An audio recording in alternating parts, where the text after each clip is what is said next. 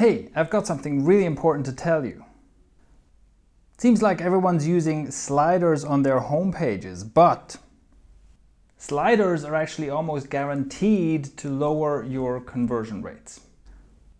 How would you feel if the rest of the video was presented like this? Of course, we were not going to do that because that would be annoying as f***, and you would never watch a video like that. And you know what? What's annoying in this video is also annoying on your website. So let me be very clear about this right from the get-go. Sliders do not make websites better. They make them worse. And you should not put a slider on your homepage or any other page on your site. But now maybe you're wondering, if sliders are so terrible, why does it seem like every bloody website and template has a slider on the homepage? To find out, let's take a look at the 4 things you need to know about sliders that nobody's told you before. Number 1, yes, they actually make your website suck. There's plenty of evidence to show that sliders are really bad for your website, including this study that showed fewer than 1% of people actually clicking on anything in the slider, or this study that showed people actively ignoring the slider content due to what's called the banner blindness effect, or this study that showed click rates as low as 0.2%. And all the while this slider was performing terribly, it was also having a negative impact on the website's search engine optimization. Apart from anything else, a slider means that you have to load more stuff on your web page. Instead of having one image, you have to load several images, one for each slide. Plus, usually you load several heavy scripts to do things like animations and transitions and all that. And you know what? A slow website is a low converting website. You should absolutely avoid anything that slows your website down. Number 2, sliders are bad for usability as well. So it's not just a conversion and performance problem, it also makes for a bad user experience. See, when you have a slider, an auto-forwarding carousel thing on a page, one of 2 things can happen. Either what the current slide is showing is something you are interested in which case it's whisked away and replaced with something else before you can really take it in or interact with it. Or the thing on the current slide is something you aren't interested in which case it takes too long before anything new arrives. Think about it. When's the last time you just sat there staring at a web page for several seconds without doing anything? No scrolling, no clicking, nothing.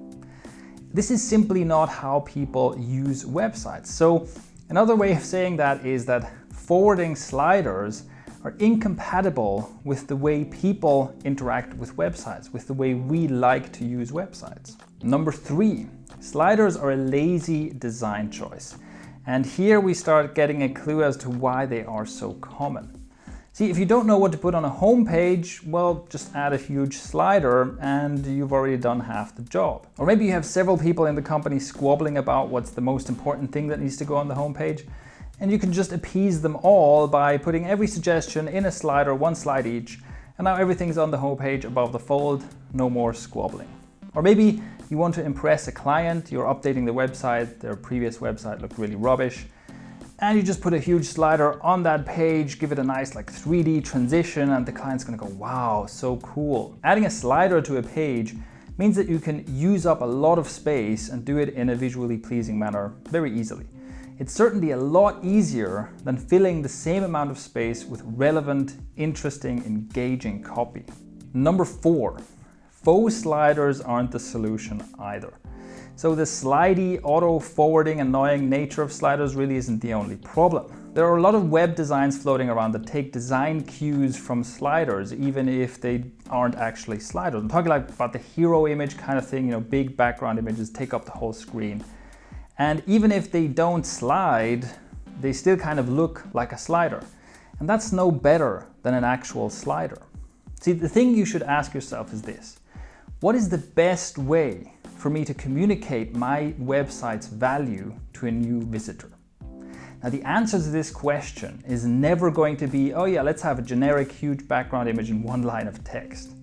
In fact, that's always going to do a really poor job of communicating who you are, what your website is about, what your service or your business is that you offer, and whom it's for. And these are the important things you need to answer, especially above the fold on your homepage. Now maybe you're thinking, that's complicated. And yes, like I said, sliders are a lazy option. It is much more involved to find out who is my ideal customer, who do I want to have on my website, how do I appeal to that person, and then put content on your homepage that speaks to that person, engages them, gets them interested in your website, gets them to dig deeper. That is not a very easy task. But if you want a website that performs, that's what you need to do.